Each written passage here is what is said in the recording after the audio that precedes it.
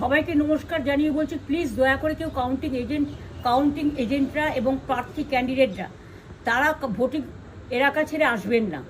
Strong রুমে যেখানে counting হচ্ছে, মানে সেন্টারে, সেখান ছেড়ে কেউ আসবেন না। এটা বিজেপির প্ল্যান। প্রথম 2-3 রাউন্ডে আমি কালকে থেকেই বলছি যে ওদেরগুলো আগে দেখাবে, আমাদেরগুলো পরে দেখাবে।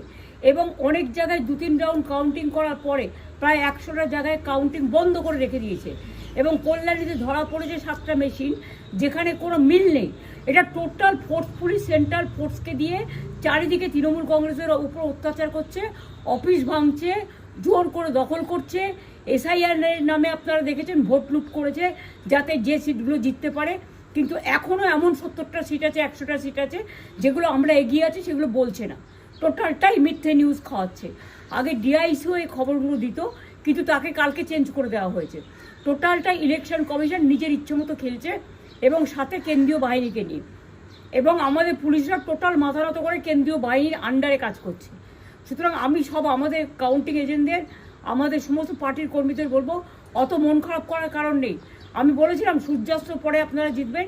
3 রাউন্ড 4 রাউন্ড কাউন্ট হলেও এটা 14 রাউন্ড থেকে 18 রাউন্ড কাউন্ট হয়, তখন আপনারা জিতবেন।